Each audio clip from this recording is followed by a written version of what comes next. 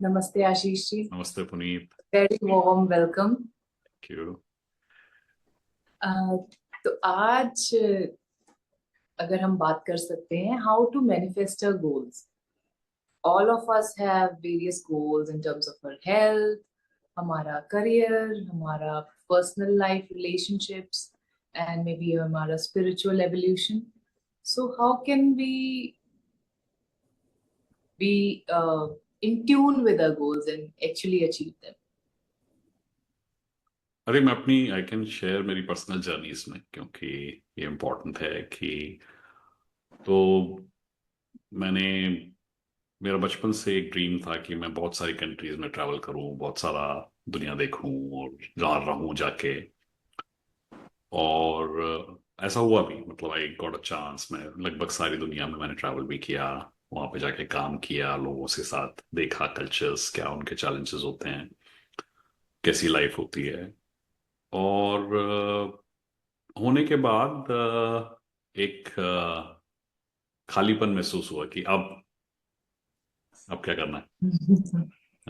तो फिर लगा, मैं जब I was in middle east, तो मुझे लगता था कि अगर बड़ा घर होगा तो बहुत अच्छा लगेगा, तो वो भी किया।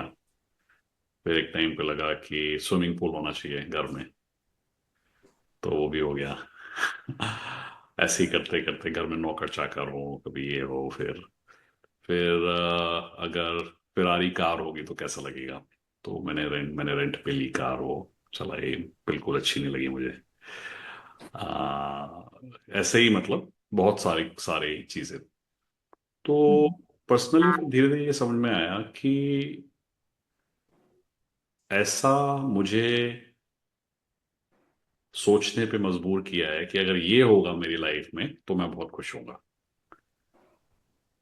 तो वो एडवर्टिजमेंट, वो इन्फ्लुएंस, वो एक तरह का एक हिप्नोसिस है। मतलब मुझे आपको लगने लगता है कि ये चाहिए आपको, क्योंकि इतनी बार रिपीट होता है। जैसे एडवर्टाइजिंग वर्ल्ड में कहते हैं इसे इफेक्टिव फ्रीक्वेंसी, कि एक ऐड को कितनी बार चलाना है जिससे कि उसका इन्फ्लुएंस आप पे होने लगे। तो आई वॉज इन्फ्लुएंस्ड कि ये मुझे चाहिए, और फॉर्चुनेटली मिल भी गया। हम्म। बट मिलने के बाद दो चीजें हुई। एक हुई, कहीं छूट ना जाए, और दूसरा, मिलने के बाद भी कुछ हुआ नहीं, मतलब नथिंग चेंज्ड, नथिंग फुलफिल्ड मी। हम्म। तब कुछ साल पहले, आई थिंक 2000, मे बी 10 साल पहले के करीब, 8 8 साल पहले, आई वॉज डूइंग एक course on the goals course I think. और उसमें एक था topic, what is your heart's deepest desire. Hmm. तो वहां से 21 डेज तक I kept doing that on a daily basis, कि what is my heart's deepest desire. I I wrote it, then I cleared कि ये गोल नहीं है मेरा। फिर दूसरा उस पर गोल लिखा, I cleared it, that is also not my goal. मतलब I kept writing until all the goals were cleared in my head. 22nd day clarity came कि what do I really want. And the moment वो clarity जब I, तो I change pretty much everything in my life. तो one of the things about goal, कोई भी goal possible है if you have clarity कि क्या चाहिए। दूसरी चीज, clarity of your direction, the steps that you need to reach there. और दो ही चीज हैं। मुझे हिंदी में ज्यादा अच्छा लगता है कि नेतृत्व बोलते हैं, नेता जो हो ना, नेता को डायरेक्शन बोलते हैं ना, नेतृत्व करेगा ये, नेतृत्व। I am not getting the exact pronunciation, but उसका मतलब होता है डायरेक्शन। तो आपको गोल क्लियर है, आपको स्टेप्स क्लियर है, तो कोई भी गोल इम्पॉसिबल नहीं है। सो ये अगर दो चीजें हैं आपके पास, आपको गोल की एब्सोल्यूट क्लैरिटी है कि ये मुझे पहुंचना है, ऐसा नहीं कि मुझे हर हाल में पहुंचना है मुझे, वो नहीं मैं बात कर रहा हूं। मैं बात कर रहा हूं कि क्लैरिटी की, this is what I want, and then you are clear, first you know what you want, then what steps will take you there. और सिर्फ इन दो चीजों में समझने में लगभग बहुत टाइम निकल गया, बिकॉज मुझे लगता था कि किताब पढ़ने से मिल जाएगा पाथ, मुझे लगता था फ्रेंड्स से पूछने पे मिल जाएगा पाथ, या बट प्रॉब्लम ये थी कि गोल्स ही मेरे नहीं थे, तो मैं पाथ का क्या करूं? Goals was somebody else imposed on my own self।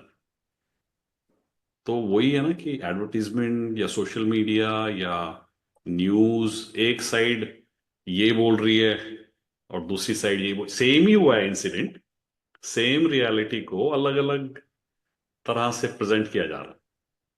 तो रियलिटी तो डाइल्यूट हो गई, अभी रियलिटी तो नहीं है, यही सब बचा है।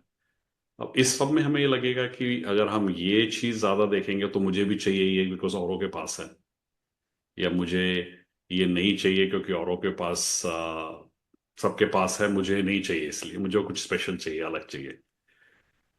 बट रियलाइजेशन केम, और I share that with you, उस रिलीज के बाद ही I started to go deeper, people in that non duality. क्योंकि तब रियलाइज हुआ कि अभी तक तो मैंने इनसाइड आउट काम ही नहीं किया था, अभी तक तो आउटसाइड इन ही चल रहा था। तो जब आप क्लियर हो जाते हो गोल के लिए, तब सेकंड स्टेप होता है कि steps to reach that actually in reality develops, आप करते नहीं हो। तो पहला ही स्टेप, जैसे आपने 21 डेज वो क्वेश्चन खुद से पूछा that what is my heart's deepest desire, hmm. तो how do we reach that? मतलब I am just very curious कि क्या जो आपको फाइनल अपना आंसर मिला, was it beyond having a house or going to different countries or driving a Ferrari? मतलब क्या था वो सिंपल which वर्ड्स में gave ये you? था कि फुलफिलमेंट सिर्फ अभी हो सकती है, Okay. गोल्स से नहीं होगी। ओके, सो जो उसका मतलब उत्तर था, वो एक नया गोल नहीं था. That was this deep realization that contentment, fulfillment is beyond goals. Correct, correct. और वो गोल की शैडो में छिप जाता है। Okay. और आप शायद हमारे गोल्स इतने दूर होते हैं हमसे कि अ, हम वो एक्सपीरियंस ही नहीं कर पाते कि correct, by contentment is beyond the goal. Correct. मैं अपने बेटे को ये समझा रहा था एक दिन, तो ही सेड हाँ I got it, it's like eclipse. Eclipse में हमें मून दिख रहा होता है और सन नहीं दिख रहा होता। तो इट इज लाइक कि आपको गोल, मून दिख रहा है, एक ने कवर कर दिया सन को, तो आपको सन नहीं दिख रहा अभी। तो कंटेंटमेंट और फुलफिलमेंट आपको नहीं दिख रही क्योंकि गोल्स ने कवर कर दिया वो। लेकिन जब मून हटता है तो सन तो अपनी जगह ही है ना, वो तो कांस्टेंट चल रहा है 24/7, 365 days of year in year. वो कभी सन का गोल नहीं होता है कि मुझे मून से शैडो शैडो में आ जाना, लेकिन गोल प्रोसेस यही है कि आप गोल लगता है कि अचीव करके ये सन जो है मुझे मिल जाएगा, बट रियलिटी की सन तो हमेशा अवेलेबल ही है। तो दैट रियलाइजेशन केम कि फुलफिलमेंट और कंटेंटमेंट का कोई गोल से लेना देना ही नहीं है। तो ये how is this thing set in order के हम सोचने, टू बिगिन विथ हम सोचने क्यों लगते हैं कि मेरी कंटेंटमेंट मेरे गोल्स के साथ आए?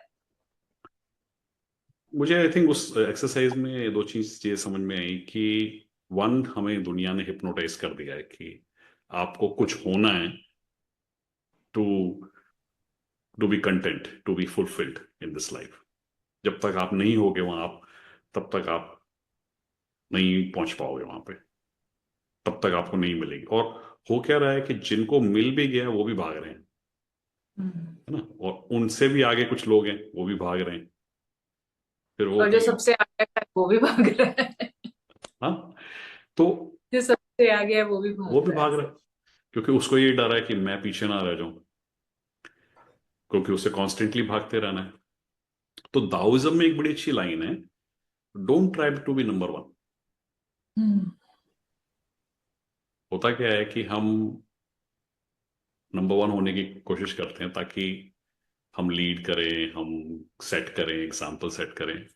आप छोड़ दो ये कि भाई मुझे नंबर वन होना है, बस। तो जब आप प्रेजेंट मोमेंट में फुलफिलमेंट, कंटेंटमेंट, सेटिस्फैक्शन जैसे ही आप एक्सपीरियंस करते हो, गोल्स को आपके पास आना इजी होने लगता है। जैसे you are experiencing also similar journey. जैसे ही you get into this more and more, आपको ऐसा लगेगा कि मैं मैनिफेस्ट कर रही हूँ, ये आजकल वो द लॉ ऑफ अट्रैक्शन वगैरह से। बट रियलिटी ये है कि फुलफिलमेंट से गोल आता है, गोल से फुलफिलमेंट आए ना आए कोई कोई गारंटी नहीं है, बट फुलफिलमेंट से गोल जरूर आ जाता है। So it's a sense of deeper relaxation in the present moment. मैं already I'm feeling that sense of contentment. Correct.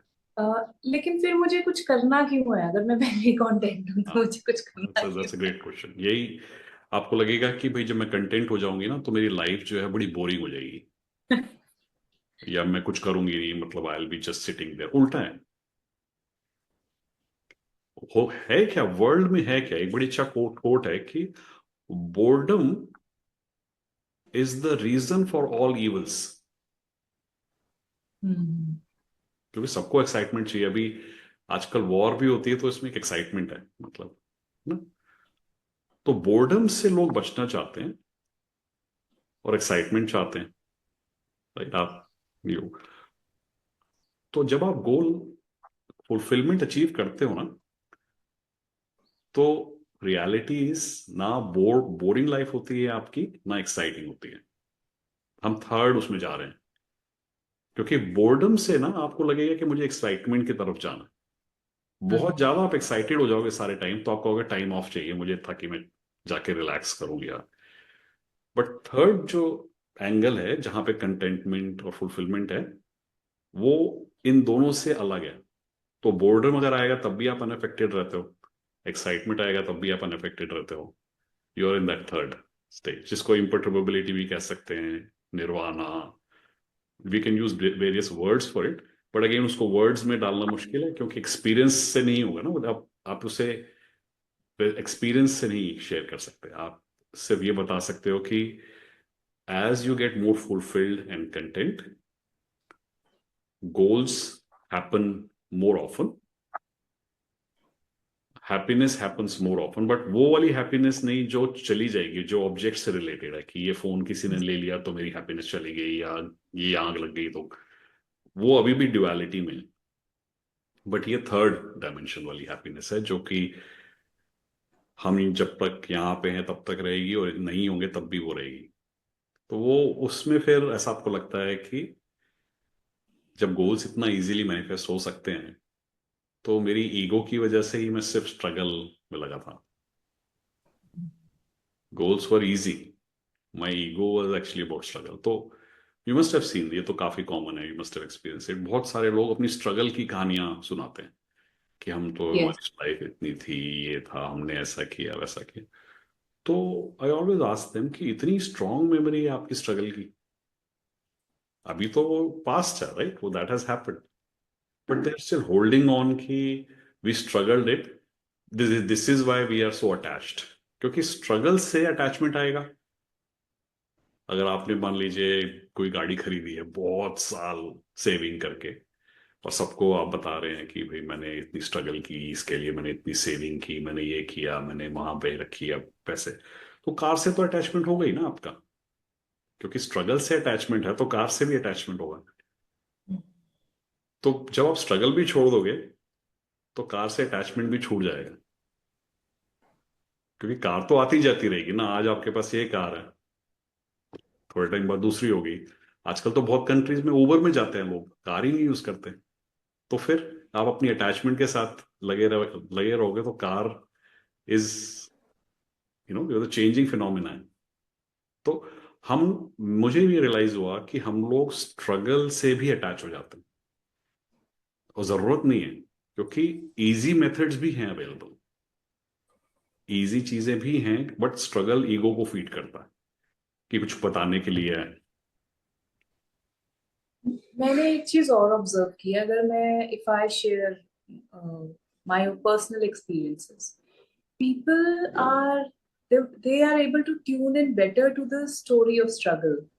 If I say कि ये बहुत आसानी से हो गया, Correct, that does not really have audience. correct. क्योंकि स्टोरी में अगर स्ट्रगल नहीं होगी ना तो स्टोरी ही नहीं है। Hmm. तो अम, अम, हिंदी में भी वर्ड है कहानी, उसमें आता है Hmm. हानि।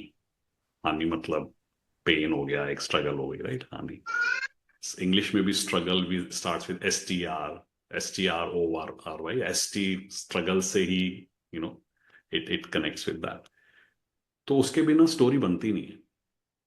तो आपको अगर हीरो बनना है तो आपको दिखाना है कि मैं स्ट्रगल से बाहर आया हूं, तभी मतलब हीरो बनोगे ना आप ये नहीं कह सकते कि मैं एक दिन सुबह उठा, लॉटरी लग गई और now I am very rich, तो people will not appreciate you. इसीलिए many a times I have seen India में जो रिच बिजनेसमैन या रिच फिल्म स्टार्स या रिच पॉलिटिशियंस के चिल्ड्रन हैं, उनको रिस्पेक्ट नहीं मिलती, Hmm.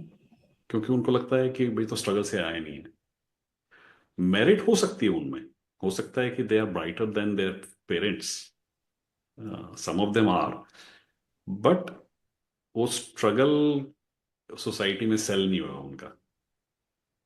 ईगो सोसाइटी उनको देती नहीं है उतना कि भाई ये तो लगता है कि वो नेपोटिज्म है, या मेहनत तो उतनी ही करनी पड़ती है ना। मूवी बन रही है, आपको अगर नहीं चलेगी उतना ही नुकसान होगा आपका भी। आपको भी उसी वैसे ही एक्टिंग करनी है जैसे किसी और को करनी है। आपकी परफॉर्मेंस नहीं होगी तो आपको भी उतना ही क्रिटिसिज्म मिलेगा। I think it's harder for them because there's a constant comparison. There's a absolutely, very constant comparison, and they're always in the shadow of their father, mother. Correct, correct. और इसीलिए अक्सर बिग स्टार के जो children होते हैं ना वो अच्छा नहीं कर पाते, क्योंकि उनका बेंचमार्क ही बहुत हाई हो जाता है। Hmm. और सोसाइटी को लगता है इसने क्या किया एक्स्ट्रा, मतलब इसने तो फादर का मतलब गुड लाइफ ही हैड हिज। तो इसीलिए आप देखोगे ना कि struggle is a good sales Which pitch. उसके बिना ना आप यू बिकम लाइक इजी। तो इसीलिए हर स्टोरी में आप अपने पास्ट में भी जाओगे, if you will check your memory, you will often see lot of struggle comes in those stories. This happened to me and shouldn't have happened, and so mind works like that. It's a bunch of struggle and conflict, and then creating a story out of it. तो हर story में struggle is there.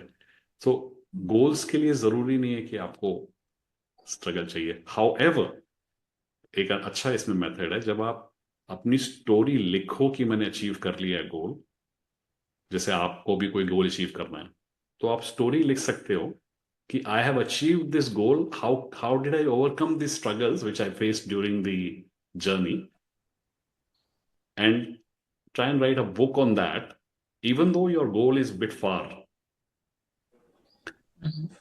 But you start writing as if you have solved your struggles. Hmm. So you're basically going from the end to the beginning.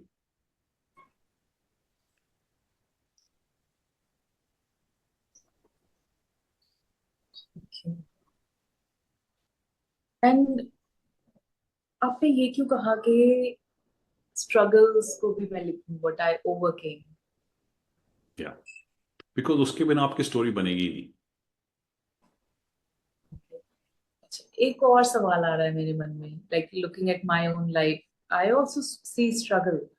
तो क्या ये एक मेरे मन की स्टोरी है कि मैंने वो उसको वो कलर दे दिया है कि I struggle here, I struggle there, and maybe I am still struggling in a few areas.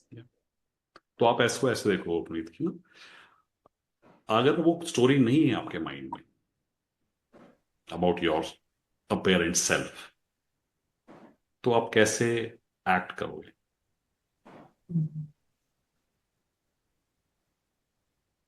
The first thing that comes to me that I'll be a lot easier and a lot more relaxed because there's nothing I have to constantly fight. तो जो fight है वो एक story से है, but जैसे ही fight करते हो तो रीटरेट हो जाती है, फिर रीटरेट हो जाती है, फिर आप और फाइट करते हो, फिर वो और रीटरेट हो जाती है। तो इसमें आपने अभी तक आउटसाइड द स्टोरी तो एज एन ऑडियंस तो पिक्चर देखी ही नहीं। आप अभी विलन और उसमें हीरो में फाइट्स देख रहे हो या हो रही है जो, थर्ड डायमेंशन में भी आप आए नहीं उसमें।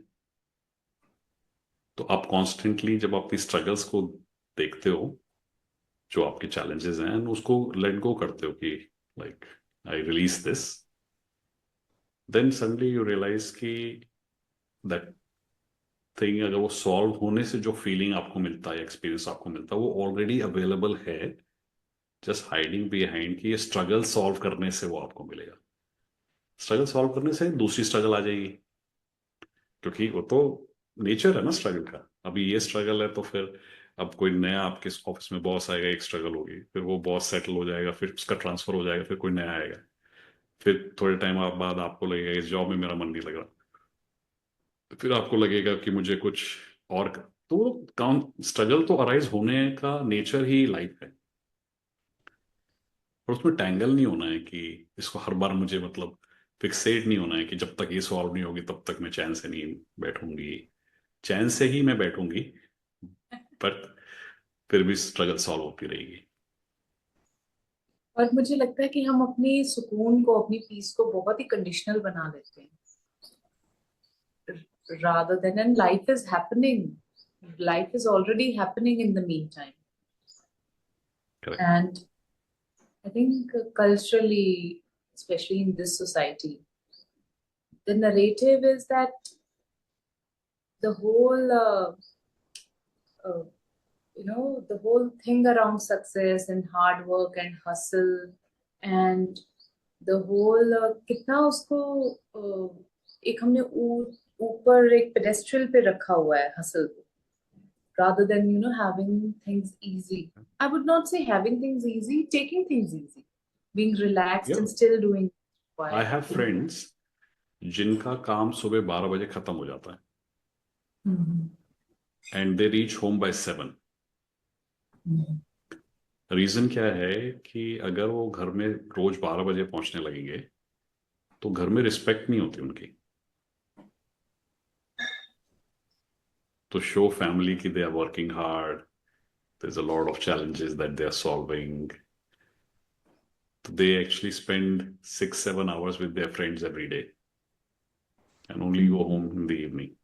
So that there is a narrative that they have such a busy and workload wise and so much. Right. Yeah, stress life. So another thing is that as I become easier in life, probably the people around me are still not changing, my family, my friends, and I also feel कि जैसे जैसे the knots are being opened, so it's lesser people we feel we are on the same frequency with.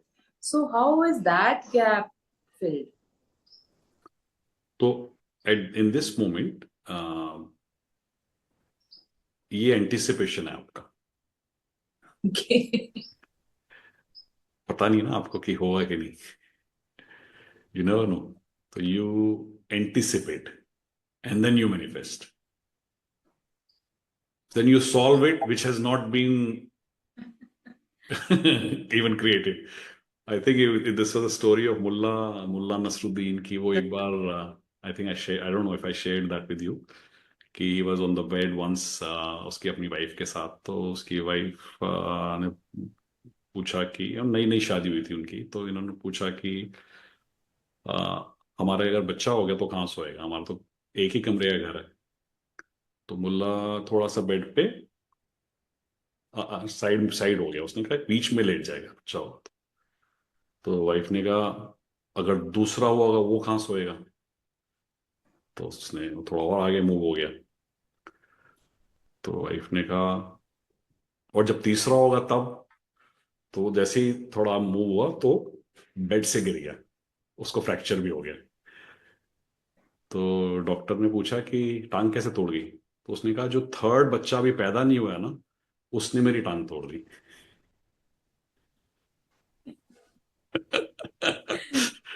तो anticipation ऐसा ही होता है।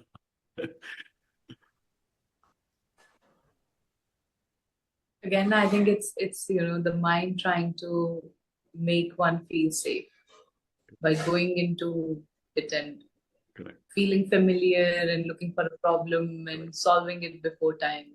Mind को मतलब मजा आता है, प्रॉब्लम क्रिएट करता है, सॉल्व करता है। मतलब maths, I love maths, I was like very very bright in maths. तो मुझे अभी भी प्रॉब्लम सॉल्व करने में बड़ा मजा आता है।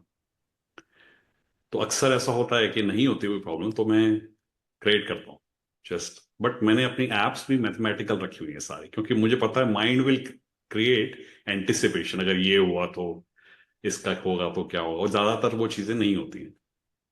तो मेरे फोन में ऐप है मैथ्स मैथ्स की प्रॉब्लम सॉल्व करने के, तो मैं उसमें जाता हूँ, मैथ्स की ये वाला, इसमें ये करना है, ये करना, तो माइंड उसमें एंगेज हो जाता है, उसको मजा आता है सॉल्व करने में प्रॉब्लम। लेकिन वो प्रॉब्लम मैं अब दे रहा हूँ mind, rather than mind is creating it. दूसरा आप मेथड यूज कर सकते हो जो मैं अक्सर यूज करता हूँ कि आई टेल माई माइंड कि go and find solution for this. तो mind will come back and say कि no no no, I cannot find this, it's too difficult, like then I'll say no no, you are going to find an answer for this. So mind, you will see, suddenly becomes quiet. So you're a master giving task to the mind Mhm. rather than mind giving you task कि ये anticipation, ये हो गया तो क्या करोगे, या ऐसा हो गया तो क्या करोगे। आप उल्टा माइंड को टास्क देते हो, go and find answer for this goal that I want to achieve, go and find answer, steps क्या होंगे। So when mind will do, like, maybe sometimes it is few hours, sometimes it is few days, it'll process and it'll come back। उस चीज को हम बोलते हैं intuition, insight, बहुत अलग अलग वर्ड्स में उसको ट्रांसलेट करते हैं। बट है क्या, आप बस क्वाइट हो गए हो, you are letting mind also get quieter, और then what arises is intuition, insight, visualization, whatever words you call it. पर आप अपना गोल, आप क्लियर हो गए, आपने माइंड को कह दिया find the next step for this, and mind will be busy processing that problem जो आपने उसको दी है, वो सॉल्व करने में बिजी हो जाएगा।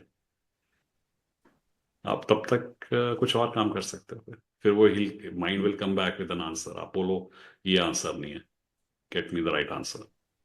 Mhm. धीरे धीरे वो ट्रेन हो जाता, धीरे धीरे वो वही फिर आंसर लाने, because mind is like what, like mind in Upanishads it's written कि mind is like a horse, जिसको भागता रहता है भागता रहता है भागता रहता है, फिर थक जाता है, and when it gets tired, तब आप you go in meditation and suddenly you feel peaceful. But I try it in another way कि it's active, let me give mind a problem to solve, and you just relax, you don't do anything, mind will process, think, ideas, बहुत कुछ करेगा, and you will be surprised, it will bring the answer which you never even often thought about. Mhm. It becomes your friend.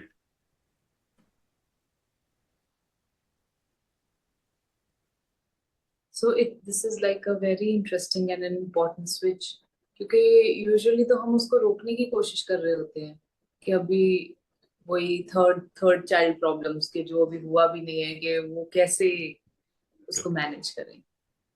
That's It's right. like consciously directing my logical abilities to actually solving a problem. Correct.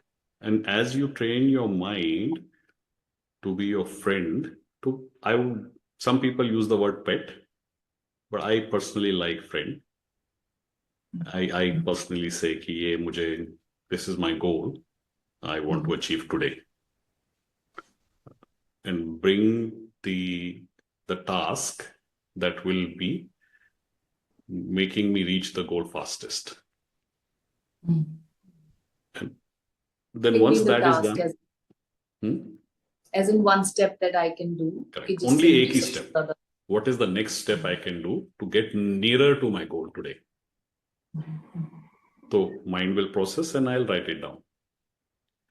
Then I would give a command to the body that this is the action that you are going to take today. मैं कुछ नहीं कर रहा हूँ अभी भी, मतलब जो सेल्फ है पेरेंट वो कुछ नहीं कर रहा है. I give a command, I go in silence, I quiet my mind, I quiet my feelings, and then I give a clear instruction at the vibration level that this is the action that you are going to take today. That is called whole body action. नहीं तो mind कहीं और चल रहा है, body कहीं और चल रही है, हम कहीं और हैं. तो आप जब होल बॉडी एक्शन लेते हो, देन उस होल बॉडी एक्शन को कहते हैं योगा, यूनियन. योग मतलब union, union of your body, mind and soul. लेकिन वो होता क्या है कि कभी कभी आपकी body would resist, and which is natural, and you listen to that resistance. You listen to that resistance. What is your body saying? And you can release that, whatever is coming up, clear whatever is coming up. And once everything is clear, then you actually have a more scope to give an command or an instruction. तो इसी में वैसे हम लोग सिडोना method की बात करते हैं या सोल्विया मेथड की बात करते हैं, कोई भी रिलीजिंग. तो बेसिकली वो क्लेंजिंग है. वो क्लीन हो गया तो आपकी कमांड ज्यादा अच्छे से, जैसे डस्ट है, अगर आपने कोई कीबोर्ड पे डस्ट आ गई है तो आप टाइप कर रहे हो तो वो स्टिक नहीं हो रहा, तो आपने क्लियर कर दिया, आपने वो रिलीज कर दिया.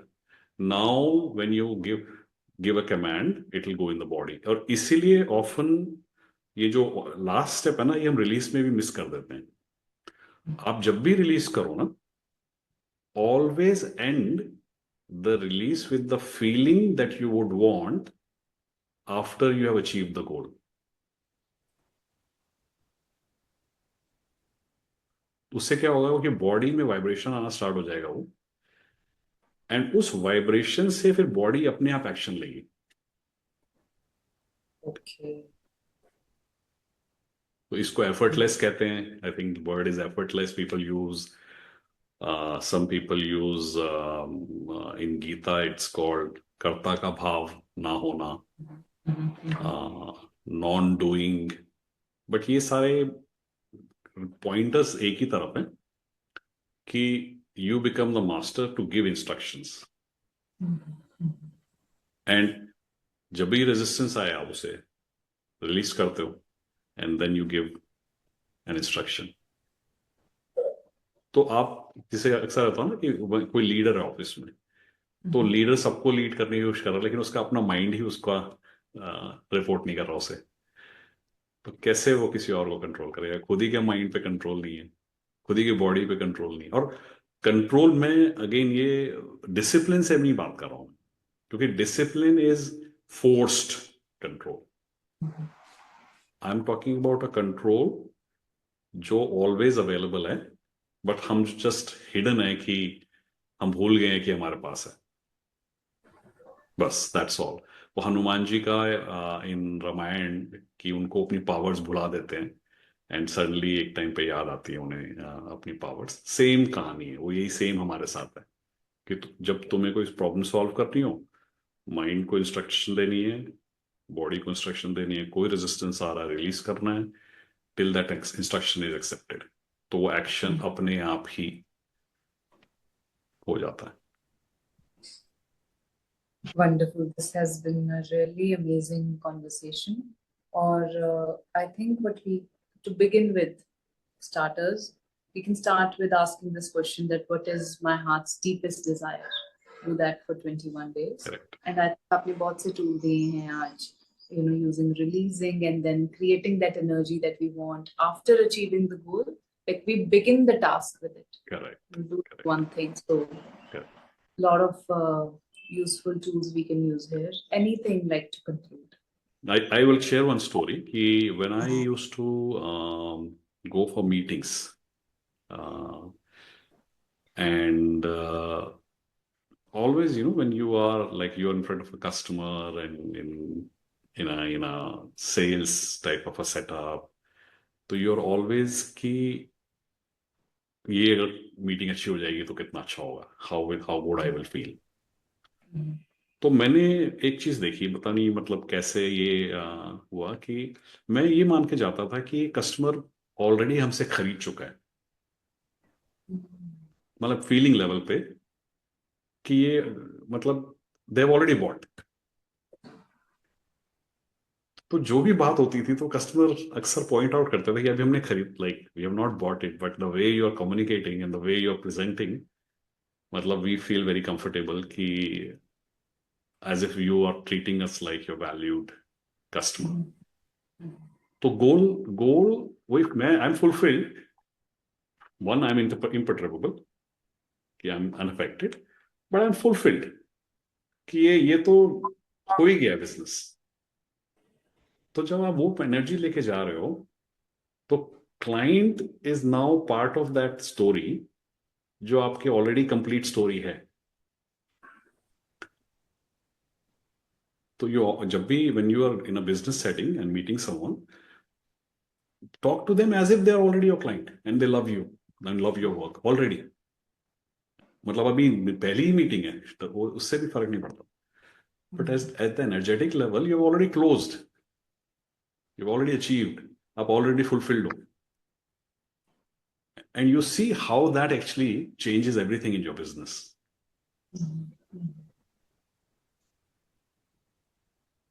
They say, that reminds me of, they say that whenever someone's negotiating, like two people are negotiating, the one who's more self-assured, who does not think that their life depends on that deal, that is the person who usually, gets their way. Yes.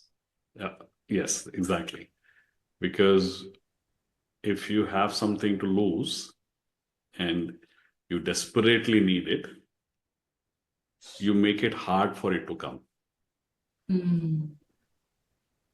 Attachment is very high. To the degree you are attached, to that degree you will be nervous. And when you are unaffected, the person in front of you also knows that you are unaffected. And like, as I said, word can be anything. Word can be unaffected, effortless, imperturbability, nirvana, peace. So I think पुल्ला Shah क्या कोई word है, आदि शंकराचार्य, कोई भी आप किसी में भी चले जाओ, वर्ड आप कुछ भी यूज कर सकते हो, बट बात एक ही है. पॉजिटिव नेगेटिव के बियॉन्ड कुछ और है चीज. जब वहां से आप ऑपरेट करते हो तो गोल मैनिफेस्टेशन इज नेचुरल. आपको हार्ड लाइफ जीनी है तो पॉजिटिव नेगेटिव स्ट्रगल, ये विलन है, ये हीरो है, इससे मुझे फाइट करनी है, मैं विक्टिम हूं, उसमें आप कर सकते हो, स्टोरी में भी खेल सकते हो, ड्रामा में भी जा सकते हो. बट इजी क्यों नहीं कर सकते हम? जब इजी अवेलेबल है तो हम why should we take the difficult path?